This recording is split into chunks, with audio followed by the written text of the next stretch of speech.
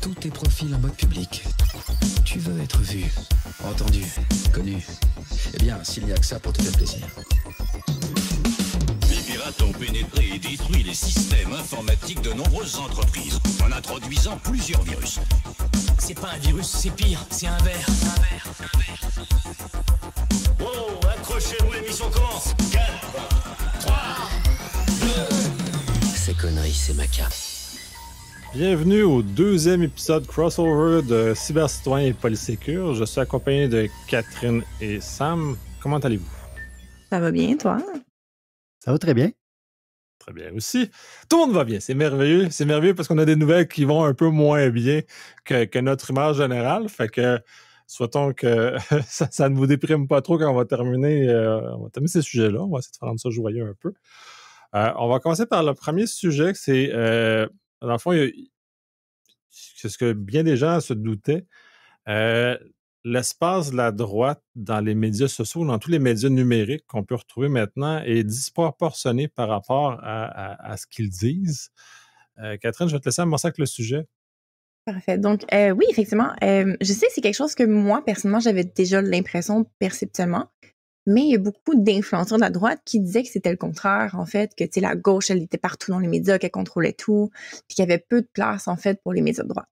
Puis, finalement, il y a une étude récente de Media Matters qui, justement, démontre, mathématiquement parlant, avec des de vrais chiffres, que finalement, non, il y a un écart quand même qui pèse très, très lourd du côté de la droite. Donc, il y a beaucoup de présence de la droite dans les médias. Puis, bon, je sais que quand je l'ai annoncé initialement, il y avait personne parmi nous qui était surpris de l'entendre. Je pense que c'est quelque chose qu'on était comme, oui, of course.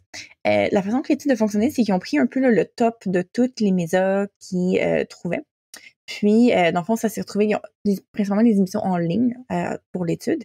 Puis, sur 320 émissions en ligne, par exemple, on avait 191 qui étaient très de droite et 129 de gauche. Bon, ça n'a pas l'air si disproportionné que ça.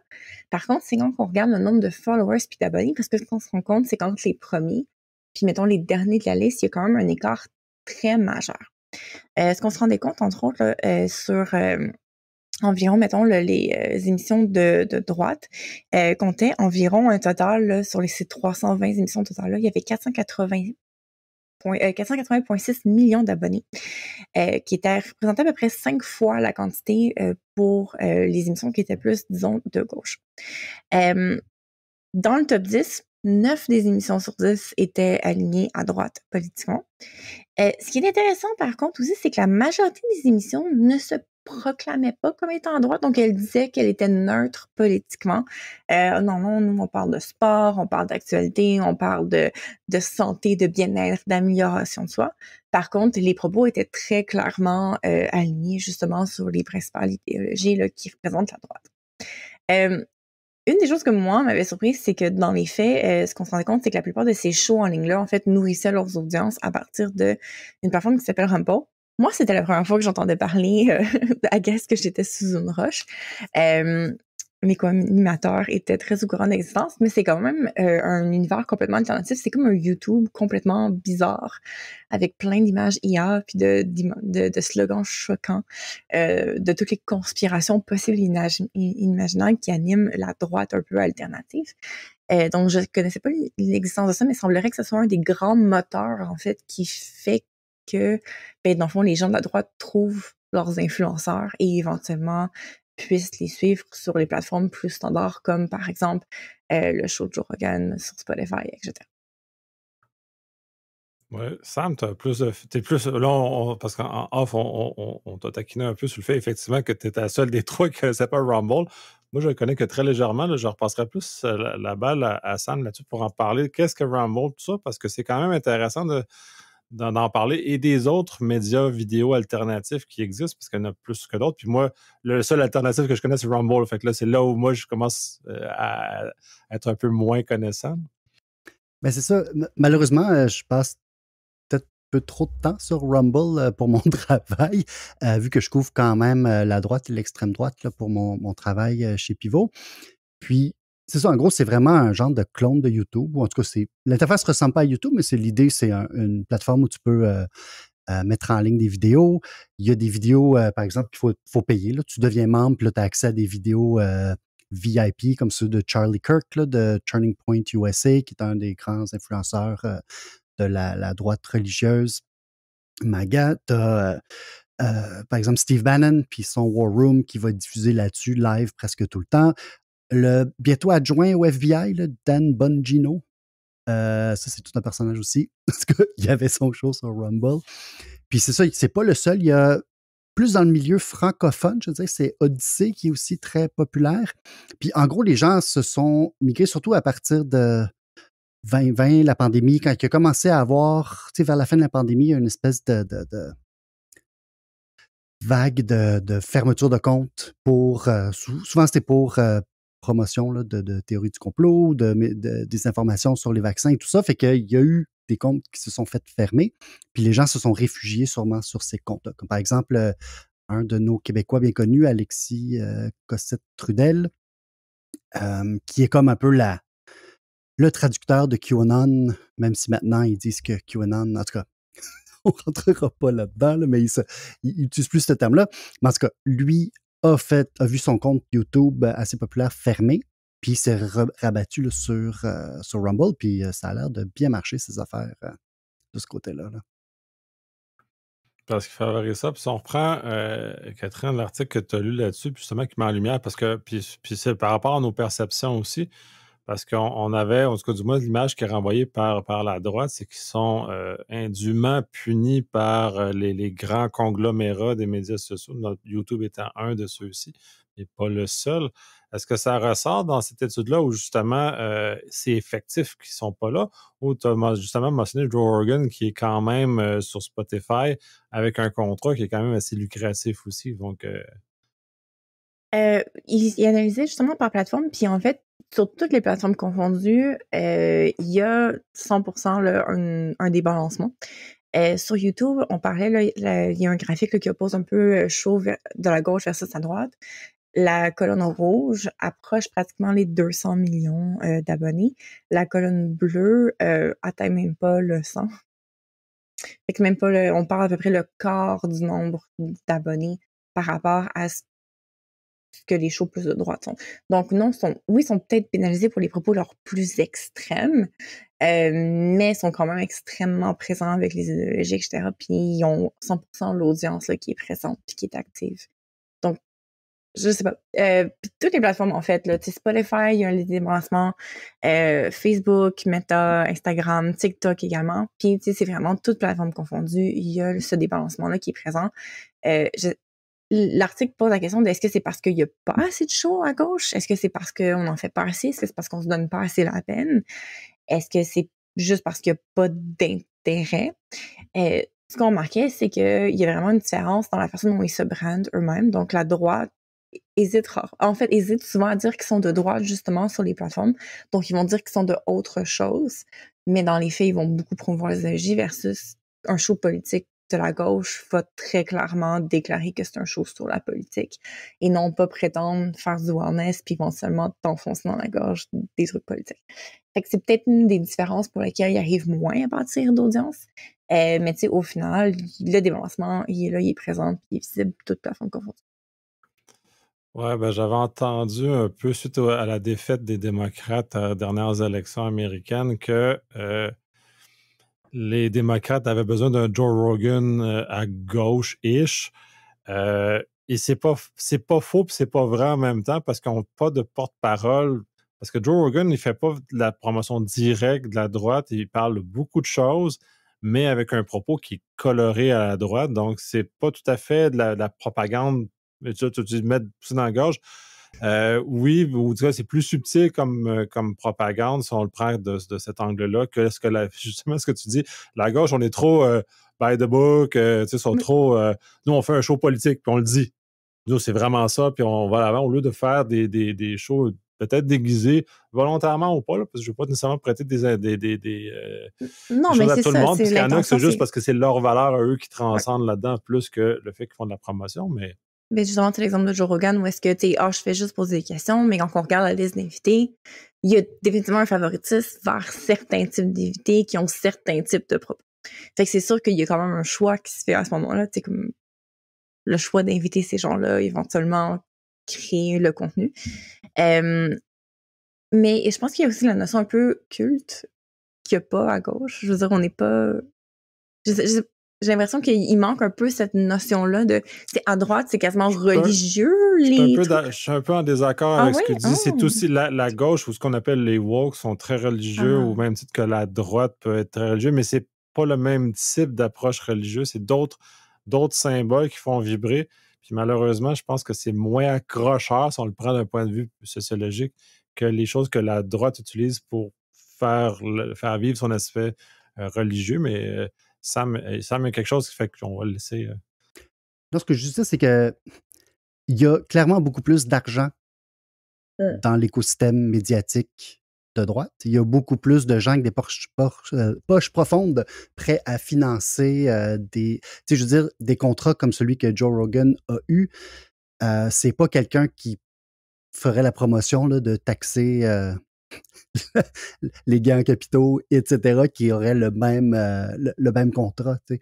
Fait que souvent, on voit aussi, tu sais, le TPUSA, par exemple, tu sais, réussissent à ramasser quand même beaucoup d'argent. Tu sais, on voit des choses qui se montrent, des studios, il y a les moyens, il y a de l'argent pour faire de la pub, de la promotion, partir une nouvelle plateforme vidéo parce que l'autre te censure trop. Il n'y a pas grand collectif socialiste ou anarchiste qui sont capables de se revirer et de faire ça. Là. Fait que c'est pour ça que je pense qu'il y a ce côté-là qu'il ne faut pas minimiser. C'est ça, qu'il y a comme un investissement. Ma question connexe par rapport à ça, puis je ne sais pas si tu es allé chercher dans ces choses-là, parce que Rumble, il y a du monde qui a mis de l'argent justement dans la perspective où tu dis est-ce qu'on était capable ou est-ce que tu connais la source de cet argent-là qui permet à cette plateforme-là d'exister? Parce que je ne suis pas sûr que dans les premiers mois, les premières années, elle était rentable. Donc, il y a dû y avoir des millions de dollars qui se sont garochés là-dessus de poches profondes. Mais est-ce que ces poches-là sont connues si on prend l'exemple de Rumble? Elles sont connues, mais je ne les connais pas. J'avais commencé à regarder, mais je ne le sais pas comme ça. Puis je ne sais pas si c'est rentable même aujourd'hui. Tu regardes les pubs là-dessus, c'est pas Ford là, qui fait des pubs là, sur Rumble. Là, c'est genre. C'est des pubs de conspi. On est dans le même pattern de gens qui consomment, qui sont sur la plateforme. Donc, c'est clairement dirigé vers ça. Des pubs de Bitcoin puis des pubs d'acheter de l'or. Mais c'est J.D. Vance qui est partiellement financé, là. Ben, je pense qu'il y a probablement de l'argent de Peter Thiel derrière ça, là. Mais comme un des investisseurs principaux qui est nommé, c'est J.D. Vance. Okay. Je sais pas que vous, il y a des poches profondes. Ben, il travaillait pour une compagnie d'investissement backée par Peter Thiel, là, qui est un milliardaire. Là, qui lui a des poches profondes puis qui l'a pris sous son aile notamment. Donc, c'est un cercle de gens. Puis c'est ça où je voulais voir, là, ce cercle de gens-là, parce que dans d'autres domaines litigieux, nommément la pornographie, quand on commence à suivre l'argent et qu'est-ce qu'il finance et tout ça, ça devient très intéressant de voir les liens qu'on peut en tirer parce que à sa face même, ça a l'air comme simple comme ça. Quand dans les faits, tu as des cartels étranges, tu as des affiliations politiques, des affiliations d'État, des affiliations qui sont très particulières, qui permettent de mieux comprendre l'existence et le fait que ces plateformes-là prospèrent, par exemple. Quand que dans d'autres circonstances, moi, Ticlin, fait ça dans mon sous-sol, je suis pas sûr si je m'étais démarré un Rumble, ça aurait fonctionné. Là. Je pense que je serais mort probablement au bout de la 2e semaine, faute d'argent pour soutenir ça, faute de faire quelque chose. Donc, c'est important de connaître ce lien-là. Puis je trouve ça intéressant qu'à la droite, là, si on la qualifie comme ça, soit capable d'aller chercher cet argent-là quand la gauche soit incapable de se rassembler pour arriver à lever un système similaire ou à se donner une plateforme d'autopromotion. Si on parle que Rumble, c'est J.D. Vance, ça devient donc encore pire, c'est encore plus une plateforme d'autopromotion qui a été utilisée à son avantage, en l'occurrence, pour aider à véhiculer le message qui ont mené potentiellement à leur gain dans les élections. Mais ce qui est curieux aussi, c'est que quand on regarde l'historique de Rumble, à la base, c'est une start-up canadienne qui avait été fondée pour par un truc de Toronto, puis l'objectif, c'est surtout des vidéos d'animaux. Cute. Puis dans le fond, quand ils ont pivoté, ils ont fait le pivot de comme on va faire des vidéos extrémistes conspirationnistes. C'est vrai que Steve Bannon, c'est pas l'image qui me vient en tête en premier quand je pense à un animal cute, là. C'est pas... Non. Voilà. Bref, ouais, mais c'est ça, mais c'est probablement que ça a été détourné parce qu'il y a bien des choses. Puis c'est ça aussi en techno qui est important d'en connaître dans les histoires. De toute façon, puis tous ces tech bros-là, c'est bien de savoir leur histoire parce qu'il y en a plusieurs qui ont été financés par d'autres. Leur succès n'est pas tout à fait aussi immédiat et éclatant qu'ils aimeraient qu'on le sache. Mhm. Donc, il y a beaucoup d'histoires et c'est important de les connaître parce qu'on est capable ensuite de comprendre pourquoi Rumble est passé d'Animaux Cute, d'une start-up canadienne qui a échoué à... Ça a été racheté parce que probablement qu'ils ont eu à une bouchée de pain, ils ont dû prendre le ramasser au passage. La plateforme était là. Puis ensuite, ils ont pu utiliser ça comme levier important pour amener ce type de clientèle-là. Puis c'est étrange aussi. Puis je pense qu'on aurait intérêt à mettre ça plus au grand jour, encore plus qu'est-ce qu'on fait là, nous trois, puisque ça a une influence très importante sur les élections. Définitivement. Puis c'est ça qui est intéressant parce que Trump a énormément utilisé le circuit des podcasts, des White Guy with a Podcast aux États-Unis, notamment ceux que tu as mentionnés dans l'étude, pour justement capitaliser sa base et faire bouger sa base. Et ça a fonctionné. Donc, la capacité de ces grands médias-là, quand on parle de millions d'abonnés, pour moi, c'est plus un petit clin dans son sol. Il y a un studio de production, Ouais. donc il y a de l'argent. Ouais. Pour faire un peu de prod, puis on en fait tous les trois un peu de prod, coûte beaucoup de sous faire quelque chose qui est qualité professionnelle. Puis ils ont tous, Joe Rogan, c'est qualité pro, là, ce qu'il fait, là, c'est pas amateur 0-0, là. Fait qu'il y a un staff, il est dans des locaux spécialisés avec des tout, là, c'est sérieux, il doit y avoir des recherchistes, il doit y avoir une panoplie de staff qui est comme ça. Les influenceurs, puis je reviens parce que le cas subséquent aussi, puis ça continue malheureusement, puis je comprends pas pourquoi on le voit pas. Chez les jeunes, il y avait beaucoup d'influenceurs YouTube à une époque. En tout cas, à une époque où j'avais des jeunes qui étaient dans ces circuits-là. Fait qu'il y en a peut-être encore, mais je ne le vois plus parce que j'en entends plus parler. Cela étant dit, maintenant, ils ont l'air d'être plus sur TikTok. Mais à cette époque-là, c'était toutes des beaux vidéos, ce qui amenait les jeunes à vouloir eux-mêmes produire du contenu sur YouTube. Et j'ai été confronté à cette situation-là et ma réponse a été, vas-y, tu vas voir à quel point c'est du travail. Puis effectivement, quand le jeune de 9 ans qui pense qu'enregistrer une vidéo comme son idole, ça ne prend que le 10 minutes qu'il voit en termes de vidéo, il se rend compte que d'arriver à cette qualité-là, ça prend 10 heures. Mm-hmm. L'engouement passe très vite. Ouais. Donc... Définitivement. Mais l'étude parlait beaucoup aussi des trucs très américains. Je voulais comme plugger un livre que j'ai lu récemment qui était plus une analyse du côté francophone de la francophonie. Le livre s'appelle Pop Fascisme, comment l'extrême droite a gagné la bataille culturelle sur Internet. C'est un peu une exploration là, du même concept, mais sur la scène plus française. Où est-ce que justement ces mêmes influenceurs-là sévissent un peu, là, puis c'est les mêmes principes, c'est le même code. Puis la question du pourquoi ça marche autant, puis pourquoi on n'a pas l'équivalent, mais de l'autre côté. Mais cette exploration, le livre l'aborde-tu justement parce que là, en quoi c'est, disons, la gauche est désavantagée dans l'équilibre total de l'espace médiatique? Et en gros, c'était beaucoup de jouer sur justement on en parlait un peu pré-émission, mais la victimisation. C'est beaucoup ça, c'est je suis victimisée, moi, pauvre personne. Puis éventuellement, c'est de mettre tout le monde un peu dans cet état d'esprit-là de victimisation, puis éventuellement dire OK, on blâme qui? Puis ben là, la réponse classique, c'est toujours l'autre, l'étranger, etc. Surtout en France, là, c'est un peu les enjeux avec l'immigration, etc. Donc, il y a vraiment comme ce discours-là qui prend de l'ampleur. Puis ben la réalité, c'est que ça parle à beaucoup de gens. Je sais pas, j'ai l'impression que le discours plus politisé, c'est comme plus normal en France, là. Mm-hmm. Parce que même à gauche, tu as quand même des médias un peu plus affirmés politiquement sur la gauche. Mediapart, Blast, Street Press, bon, ils ont tout le nom en anglais, là, mais c'est ça, il y a quand même... Du coup, on est en France, tout est en anglais. Oui, c'est ça. Donc, mais c'est ça, il y a quand même un écosystème qui existe un peu plus. C'est sûr que probablement qu'en termes d'audience, là, c'est pas pareil que CNews là, qui est à la télé, là, mais un peu plus, en tout cas, qu'aux États-Unis, c'est certain. Puis même tu sais, au Canada, au Québec, pour travailler dans un média qui s'affiche comme étant à gauche, on est tout petit, là. Et on est très loin de Québécois là, en termes Ouais. d'audience. Puis de... Mais il y avait aussi la notion de comment la droite utilise le meme pour justement comme prendre contrôle du discours culturel, si on veut. Puis une des choses que je me rappelle qui m'avait vraiment marqué du livre, c'est tu sais, la phrase based, genre ah Mhm. ouais, based, qu'apparemment que ça vient genre la pénombre profonde de l'extrême droite, là, que c'est hyper.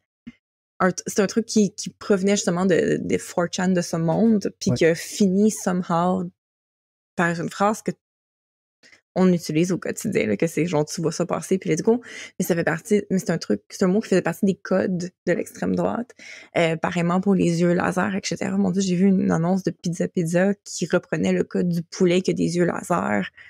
Puis sachant d'où est-ce que ce visuel-là vient, c'est qu'ils ont réussi un peu à imprégner le langage culturel avec les mimes, simplement.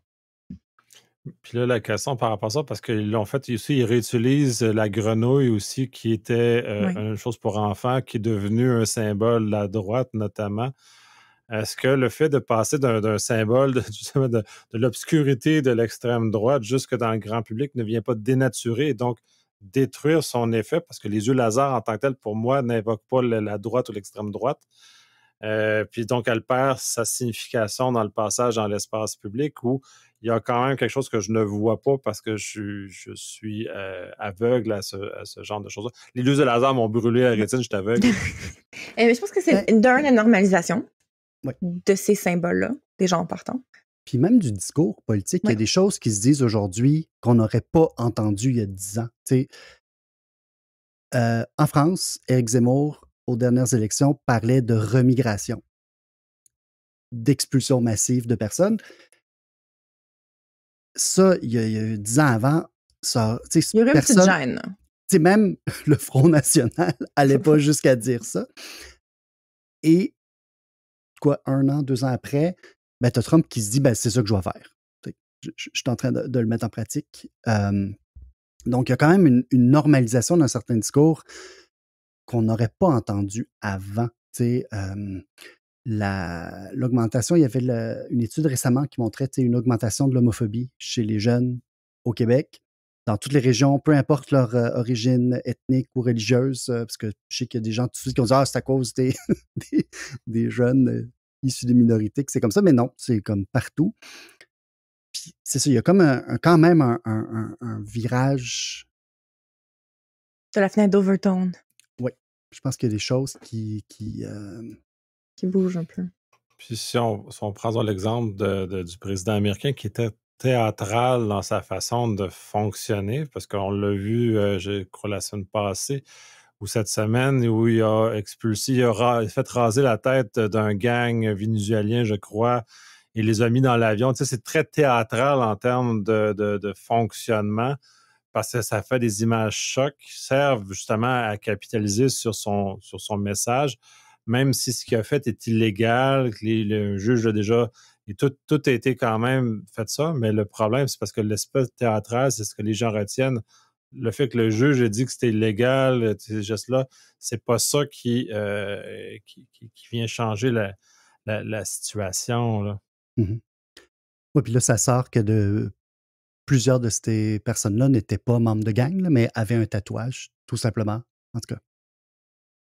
Le fascisme, en fait, requiert une certaine forme de théâtral, si on veut.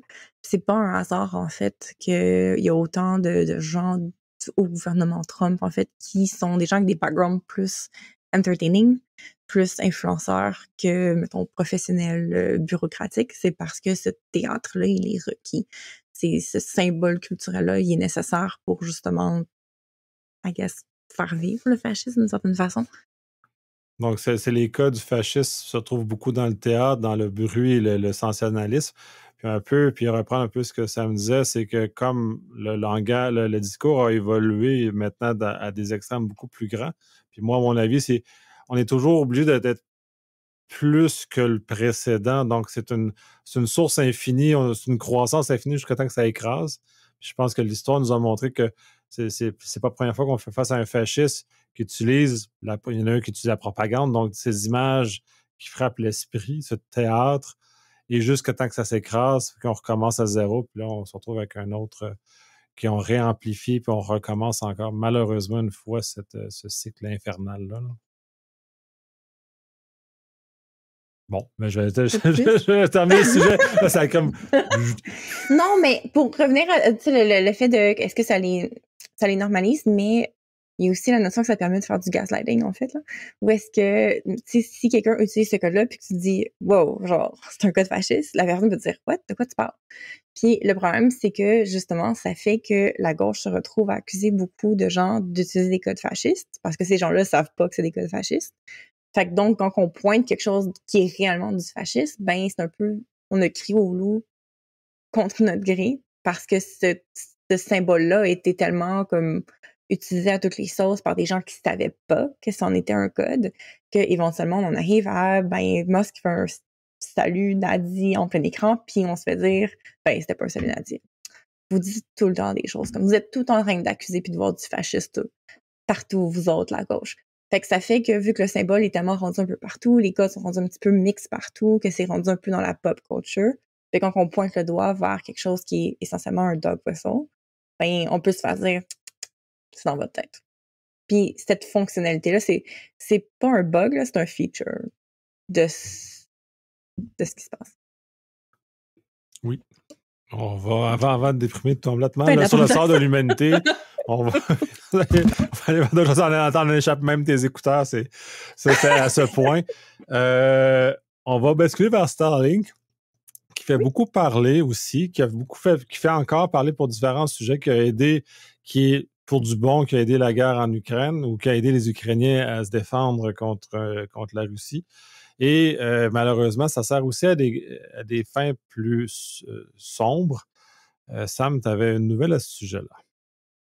Oui, mais c'est le journal Wired qui a publié un article à la fin février pour rapporter là, que les compounds, je cherche une traduction pour le mot compound, là, les établissements. Établissements. Là, je pense à un hôpital, en tout cas. C'est comme... Une baraque. Les baraquements, en tout cas, c'est ça, les établissements utilisés par des fraudeurs. Puis là, c'est pas 3 gars dans une baraque, justement. C'est des milliers de personnes dans des casinos reconvertis à la frontière entre la Thaïlande et le Myanmar, autrefois appelé la Birmanie. Et ces casinos reconvertis là, abritent là, des centaines de milliers de personnes qui font des fraudes, puis qui sont souvent là contre leur gré, qui se sont fait attirer là avec des promesses là, d'emploi qui étaient pas vraies. Puis une fois que tu arrives là, ben, tu te fais enlever ton passeport, puis là, tu es obligé de travailler toute la journée pour justement frauder des gens un peu partout dans le monde. Puis, ben, tu as besoin d'Internet pour frauder les gens en ligne, ça c'est bien connu. Et ben, c'est Starlink qui fournit l'Internet là, pour ces centres de fraude-là. Ce qui est intéressant, c'est que présentement, en Thaïlande, Starlink il n'y a pas de permission d'opérer en Thaïlande, mais il serait comme en négociation avec le gouvernement pour pouvoir avoir le droit d'opérer. Puis c'est pas si simple parce que justement, la Thaïlande, pour eux, c'est un gros problème, là, ces fraudes-là, parce que c'est leurs citoyens aussi qui se font frauder là, par ces réseaux-là ou qui se font kidnapper, etc.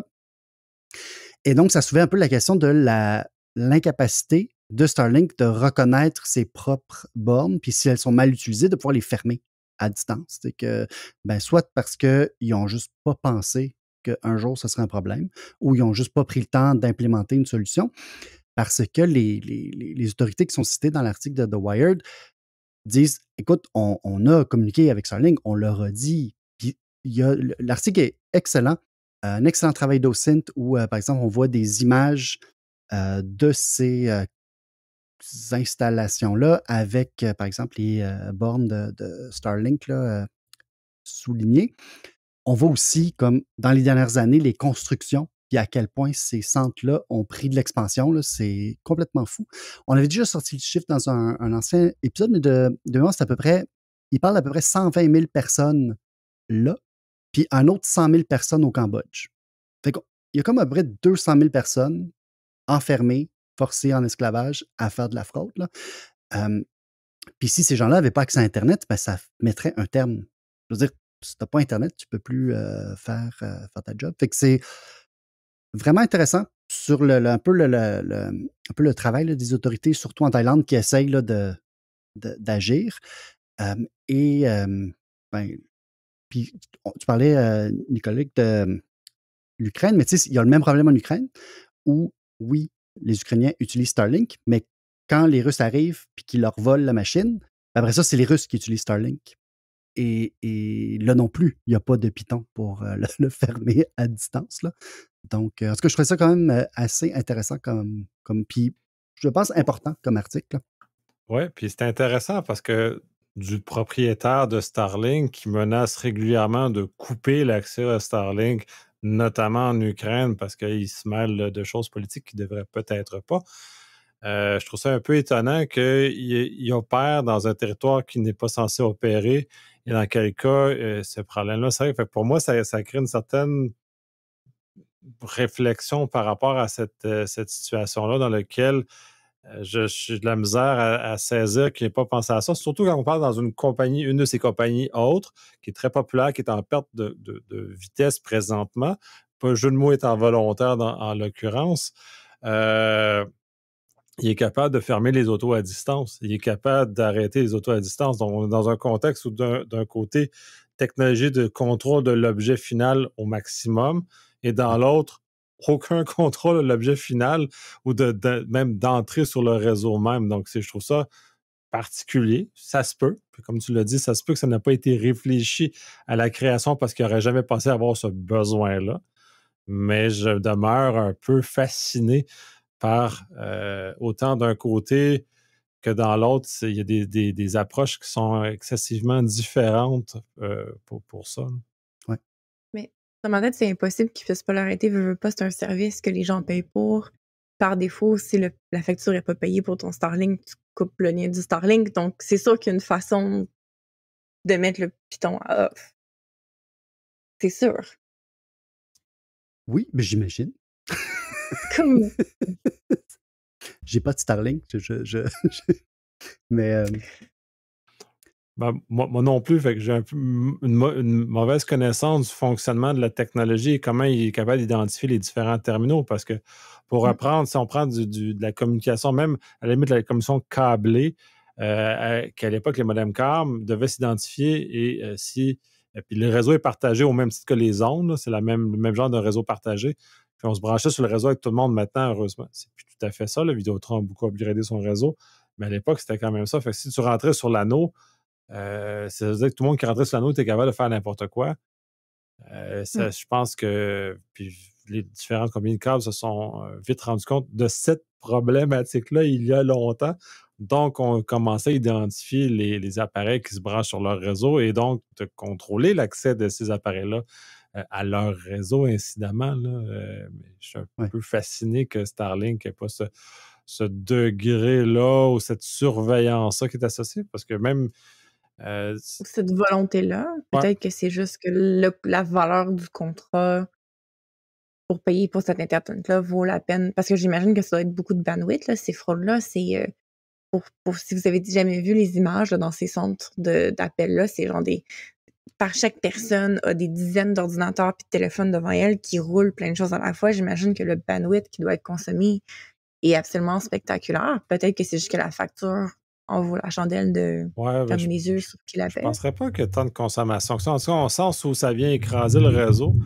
Puis en même temps, à certains égards, il y a plusieurs services qu'on a eu notamment au Canada qui tolèrent la fraude parce qu'elle n'a pas de coût ou elle coûte peu et ne nuit pas au service. Tant qu'elle ne nuira pas au service, il n'est pas dans l'intérêt du fournisseur de le faire ou de mettre les énergies pour le faire, même si les mécanismes sont à sa disposition ou même si les choses sont là. Fait qu'il y a peut-être un laxisme de Starlink parce que ça ne l'intéresse pas de faire ce genre de choses-là parce que le coût total n'a pas d'influence sur l'opération de ça. Puis en plus, sachant que le propriétaire est largement financé par le gouvernement américain, il n'est pas prêt de perdre d'argent. Donc, s'il ne perd pas d'argent, C'est ça. l'intérêt n'est pas très élevé d'appliquer. Donc, il devient, en ce sens-là, complice de ces choses-là. Puis c'est là où l'article est intéressant et moi, me dérange énormément qu'on n'est pas capable de faire intervenir cette compagnie-là pour agir comme bon citoyen et de limiter ou de contrôler ou d'agir de façon bienveillante pour limiter ces fraudes-là parce que c'est épouvantable. Puis l'effet humain, là, puis ça c'est Sam, que tu m'avais éclairé sur le fait que moi, je pensais que c'était des gens qui travaillaient puis un maigre salaire, mais gagnaient, mais sachant qu'ils sont même des esclaves qui sont emprisonnés là, ça amplifie l'aspect sordide de tout ça. Là. Et encore plus l'inaction de Starlink. Définitivement. Comment est-ce qu'on fait pression? C'est quoi la solution? J'ai l'impression qu'on fait juste parler de problèmes depuis tantôt. Qu'est-ce qu'on fait? Ben, je pense que ce qu'on fait là, d'en parler, puisque Wired a fait en parlant, je pense que c'est important parce que la solution, elle va venir par de la réglementation. Ça va venir. Bon, c'est sûr que là, à court terme, le gouvernement américain ne va pas réglementer Starlink. Mais tu sais, s'il y avait une volonté politique au Québec, on pourrait arrêter, par exemple, d'utiliser Starlink pour nos politiques d'accès à Internet en région éloignée, puis parce qu'on donne de l'argent à cette compagnie, puis on pourrait dire à la compagnie, regarde, vous contribuez à tel problème, tant que ça, c'est pas réglé, nous, on n'est pas intéressé à faire affaire avec vous. Puis, ou tout simplement, on fait plus, tu sais, Starlink n'a plus le droit de faire affaire au Québec ou au Canada. Tu sais, on pourrait réglementer et dire, regarde, ça, c'est un problème. Ces fraudeurs-là volent nos concitoyens, concitoyennes. Donc, vous êtes complices. Faites quelque chose. Sinon, ben, regarde, vous êtes persona non grata. T'enlèves ta citoyenneté canadienne. Ça peut être un accent assez Non, mais quand même. parce qu'il y a des compétiteurs à Starlink, là, ce ne sont pas les seuls qui font ce genre de choses-là. C'est ceux qu'on entend le plus. Mais il y a MDA Space, là, qui est canadien, qui joue un peu dans cet écosystème-là aussi également. Fait que, tu sais, il y a des joueurs. Il y aurait façon, effectivement, peut-être localement, d'au moins ne pas contribuer à des entreprises. Je sais pas. Ils ont quand même un produit, je pense, un peu.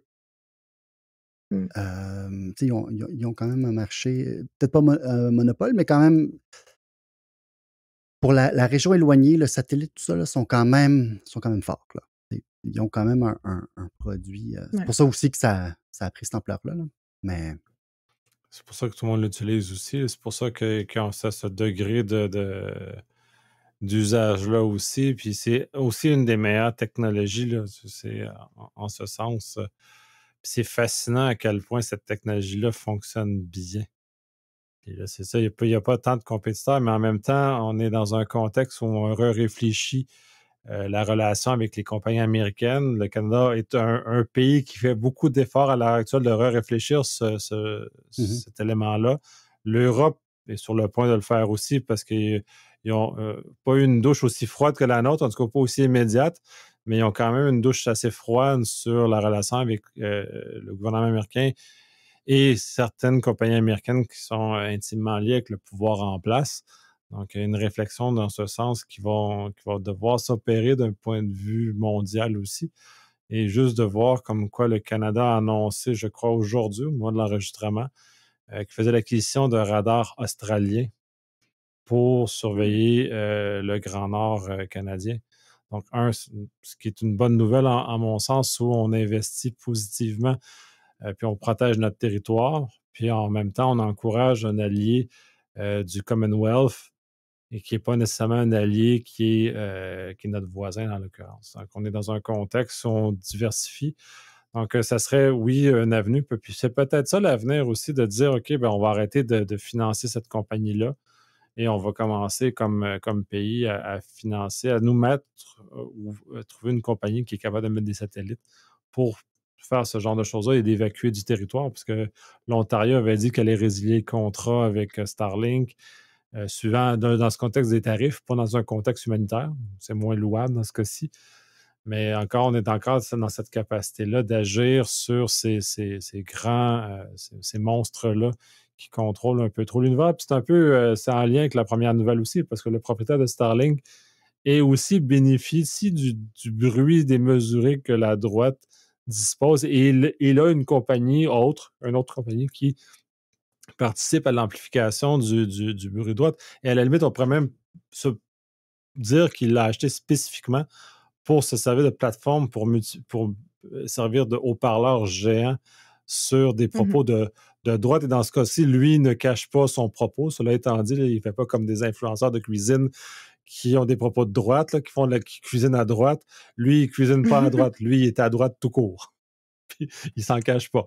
Donc, oui, puis on sait qu'il a même truqué l'algorithme pour que ses tweets aient plus de poids dans l'algorithme. Donc, c'est transparent. Complètement. Lui, il est assumé jusqu'au bout qu'il est ce qu'il est. Là. Quel étrange personnage d'un être qui voulait Tesla parce qu'il voulait décarboner la planète il veut dominer le monde en entier. C'est fascinant la transformation de cet individu-là. Puis je serais curieux d'avoir quelqu'un qui serait capable de faire une étude approfondie de ce revirement-là, de cette personne-là. Et à savoir si ce n'est pas juste sa consommation démesurée de kétamine qui l'a amené là aussi, c'est pas exclu. Mais d'avoir ça, parce que ça serait peut-être un avertissement grave sur la boîte, sur les choses de kétamine. Attention, vous transforme en personne de droite. Vous pourrez vous radicaliser. Vous devenez QAnon, vous allez vous transformer progressivement en disciple de QAnon quand vous prenez ce type de médicament-là. Non, mais plus sérieusement, mais d'avoir ces effets psychologiques-là de cette drogue-là qui a un effet sur la psyché. Puis c'est sérieux d'avoir ce type de choses-là. Puis en plus, pour un pays qui fait la guerre à la drogue, d'avoir ce genre de choses-là. Parce que bref, c'est des paradoxes qui sont difficiles à réconcilier à bien des égards. Là. Puis je dirais, surtout ces temps-ci, sont dans un paradoxe constant et je ne sais pas comment ils font pour vivre en équilibre dans ce type de paradoxe. Perso. Là. Mais c'est un peu toujours le même principe que chaque accusation est une confession, là, en fait, simplement. C'est le principe de l'abuseur, là, où est-ce que si tu accuses de quelque chose, c'est parce que c'est quelque chose que lui-même fait. Fait que s'il dit que la drogue est un problème, c'est parce qu'eux-mêmes ont ces problèmes-là. S'ils disent qu'ils sont censurés dans les médias, dans les faits, c'est parce que c'est eux qui font la censure, alors qu'ils prennent plein de place, etc. C'est toujours le même concept. Je pense que ce paradoxe-là, en fait, c'est l'orgasme. Oui, de toute façon, le paradoxe est porté par le président notamment. Puis lui, le pire en ce sens, au moindrement qu'il fait une accusation, on sait qu'il est coupable du geste qu'il met en accusation. Lui, c'est tellement grossier que lui prouve la théorie, prouve les études qui démontrent ce genre de choses-là. Rebouclons sur les centres en Thaïlande. Est-ce qu'il y a d'autres Myanmar, est-ce qu'il y a d'autres éléments dans l'article que tu as ou d'éléments connexes qui seraient importants à partager, à part nos délires conspirationnistes? Non, je pense qu'on a fait le tour de la question. Là. Et tant qu'à parler de complot et de conspiration, fraude sur YouTube, Catherine. C'est un peu plus léger celui-là. On ne verra pas en gros truc politique, je pense, sur cette nouvelle-là. C'est plus une alerte générale à la fraude si jamais vous êtes sur YouTube. Il y a une fraude qui court en ce moment où est-ce que, dans le fond, il y a des hackers ou des fraudeurs qui ont pris un deepfake de l'image du CEO de YouTube et qui envoient des messages privés sous forme de vidéo à des créateurs de contenu en leur avisant qu'il y a un changement de politique, qu'il faut accepter les nouveaux termes, sinon ils vont perdre leur monétisation, perdre accès à leur compte, etc., etc., les tactiques classiques d'urgence, etc. Et ça les amène vers un site web qui est un peu genre studio.youtubeplus.com, genre qui a l'air légitime, I guess, d'un point de vue externe. Il y a pire comme site de fraudulent et il y en a qui ont l'air plus douteux que ça, sur lesquels, justement, on leur demande de rentrer leurs informations, puis éventuellement, ça peut mener à ce que, les comptes soient volés. On sait qu'une page YouTube avec plusieurs millions d'abonnés, ça vaut de l'argent, en fait. Donc, il y a une valeur quand même à ces choses-là. Et bref, c'est juste un avertissement. Une des choses que l'article que j'ai trouvé sur Bleeping Computer qui mentionnait, qui était plutôt ironique, c'était que dans le message même qui essayait de paraître officiel du CEO de YouTube, il y avait l'avertissement que YouTube te contacterait jamais via TM pour des mesures de... Fait qu'il y a comme l'avertissement, tu sais, dans le fond, ils ont repris l'avertissement légitime de YouTube. Puis dans le fond, ironiquement, c'est comme si l'avertissement légitimisait le message. parce que ils l'ont mis, fait que ça doit être safe, celui-là. Donc bref, faites attention, si jamais vous avez des jeunes également là, qui ont des petites plateformes sur YouTube, ça se peut que justement ils soient ciblés par ce genre de choses-là. Donc un peu de sensibilisation, juste un avertissement de c'est la fraude du moment qui court sur cette T'es-tu en train de dire que j'aurais pas dû répondre au CEO de YouTube qui nous a écrit sur le compte de Cybercitoyen? Adieu, cybercitoyen Et nous, YouTube, c'est nos fini. millions d'abonnés. non. On va devoir recommencer. Mais, À zéro. mais au-delà de la blague et de l'avertissement, ce qui me frappe dans cette nouvelle-là, c'est à quel point c'est un vieux stratagème.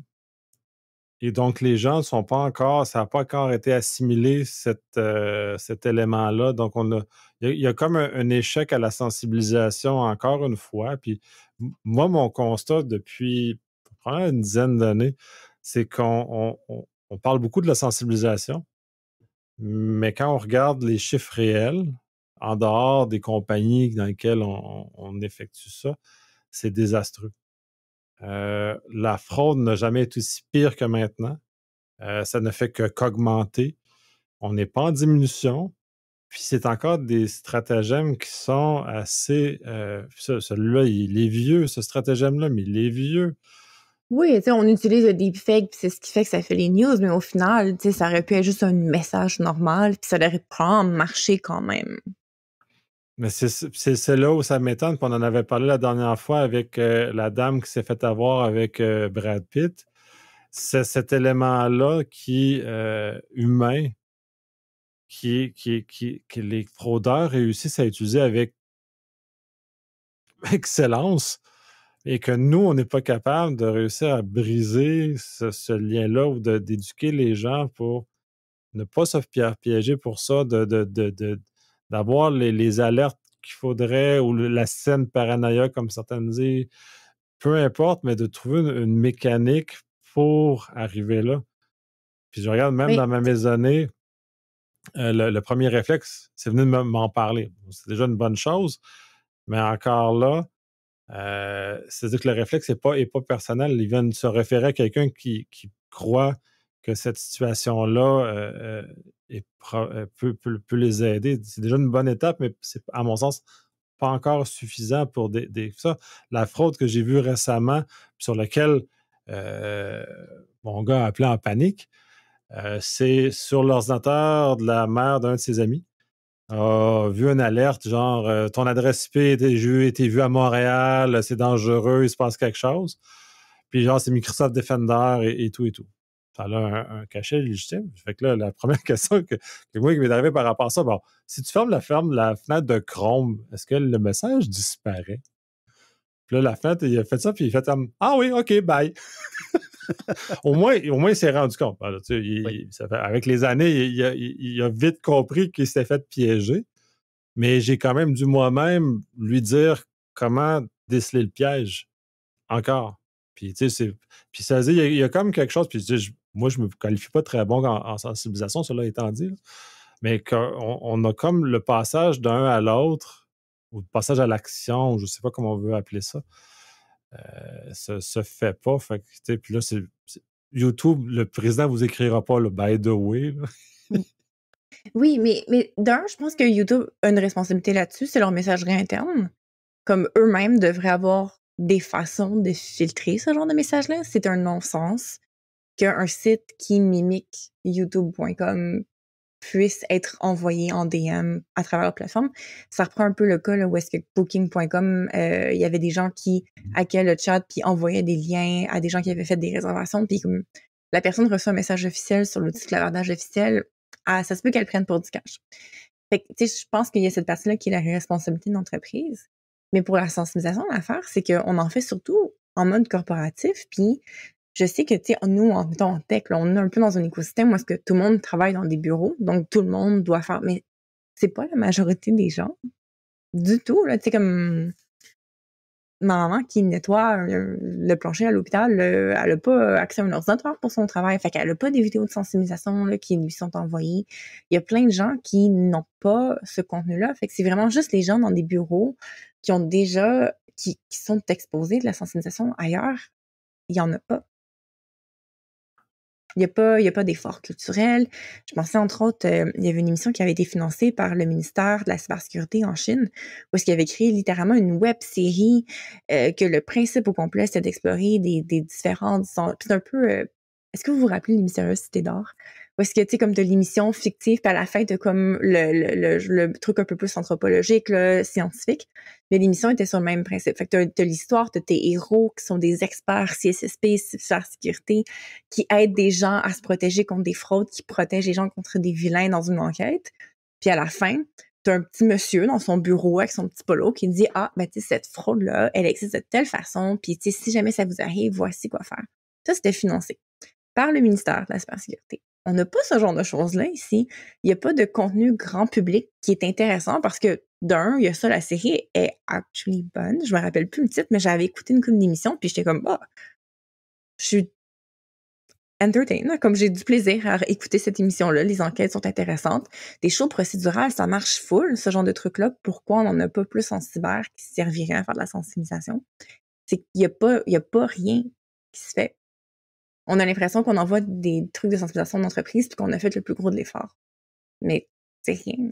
C'est comme la pointe de l'iceberg de ce qui a besoin d'être fait. En même temps, même en entreprise, on sait que l'effet à long terme n'est pas terrible. Il y a comme... Oui, c'est comme dans tout, là, il y a vraiment... Les solutions sont multifacettes. Là. Il n'y a pas d'excuse que Facebook te serve des pubs de fraude, tout comme il n'y a pas de raison qu'après ça, le fraudeur se connecte sur Starlink pour pouvoir comme te frauder, puis qu'il utilise Instagram pour te parler. Je sais rien. C'est ça, il y a comme un écosystème. Fait que oui, je pense qu'il faut aussi qu'on étudie pourquoi nos méthodes de sensibilisation, qu'est-ce qui marche pas. Il y a quand même... Récemment, j'ai fait un deep dive sur la recherche sur les ateliers de sensibilisation sur les préjugés. Puis il y a plein d'affaires qui ne marchent pas, mais ils montraient comme certaines affaires de telle façon, là, oui, ça peut aider, puis ça peut avoir un effet positif, etc. Mais ça prend du temps, puis ça prend des gens qui se posent des questions, puis qui l'étudient, puis qui ont le financement pour le faire, pour trouver justement des trucs qui marchent, puis c'est ça, qui fonctionnent. Finalement, on reboucle sur le premier sujet, c'est que les méchants, puis là, je dirais pas que dans la première chose qu'on parlait, c'était des méchants, là, mais on savent quand même manipuler l'humain, et les bons, en l'occurrence, ne savent pas comment utiliser les mêmes moyens pour faire passer leur message, dans ce cas-ci, pour aider les gens à avancer. J'ai bien aimé l'idée de la série. Et c'est pas sans rappeler que les Américains ont largement utilisé le cinéma américain comme étant un outil de propagande très puissant, justement pour passer des messages comme ça durant une bonne durée de temps. C'est moins apparent maintenant, mais à une époque, le message, certains messages étaient quand même très fortement codés dans des films qui ont été très populaires aux États-Unis et ailleurs dans le monde. Donc, c'est un véhicule, je crois, intéressant, mais qu'on n'utilise pas, ou que les organes gouvernementaux ne se parlent pas. Le ministère de la Culture et le ministère de la Cybersécurité ne se parlent pas, clairement, dans l'occurrence. On pourrait avoir un financement pour un film par la culture, mais qui est financé par la cybersécurité pour arriver à cet objectif-là, notamment. Là. J'ai des idées, s'il y a des gens à l'écoute. J'ai plein de... Non, mais t'as déjà un script de prêt, puis tu veux y aller. Mais oui! Non, mais pour de vrai, tu sais, quand j'y pense, la série, elle est super bien faite. Puis comme il y a des trucs qui sont pluggés, il y a des moments qui sont un peu kitsch, sure. Mais au final, je suis sûre que ça l'a probablement fait plus pour les gens qui ont écouté cette série-là que n'importe quelle vidéo corporative qu'on envoie qui dit « Ne cliquez pas sur les liens de phishing. » Puis que comme les gens écoutent à peine parce qu'ils sont en 2 courriels, ils passent ça à côté, ils cliquent « Next, next, next », puis « Merci, bonsoir ». Fait qu'un truc que les gens seraient engagés, serait captif en termes d'attention, ça aurait probablement un meilleur impact. Puis ça se fait par le storytelling. Là. Ça se fait pas par une personne qui te chicane puis qui dit de faire ou pas faire quelque chose. Ou ça se fait pas non plus par du cinéma où est-ce que le cyber est toujours présenté comme étant quelque chose de mystérieux, là, qu'on peut rien faire, que c'est hors de notre contrôle. Fait qu'il y a comme de quoi faire avec ça, définitivement, en termes de sensibilisation. Oui, j'ai eu plusieurs images très drôles de choses, de films où c'est complètement fantastique. Puis celle qui m'est apparue, c'est vraiment le cas de Swordfish, où c'est juste comme n'importe quoi, comme narratif de hacker de la mort, puis qui est capable de rentrer dans la défense, genre en l'espace de 2 minutes. Là. Donc, d'évacuer ces images-là, parce que ça se peut pas. Ça n'a jamais vraiment existé comme c'est montré là. Justement, de défaire ça, ça serait quand même assez important. Est-ce qu'il y aurait un mot de la fin? Parce que là, on a quand même largement parlé des choses. On a rebouclé sur des sujets. Fait qu'on on était bon, on était capable de faire des liens entre tout ça. Un mot de la fin? Sam, Kat? Toujours un plaisir de jaser d'actualité avec toi, Nicolas. Donc, j'ai bien hâte à la prochaine épisode. J'ai pas nécessairement un mot de la fin plus précis. Je pense que ma dernière conclusion, c'était pas mal mon mot de la fin, en fait, là-dessus. On va essayer d'être plus positif la prochaine fois. Pas de promesse.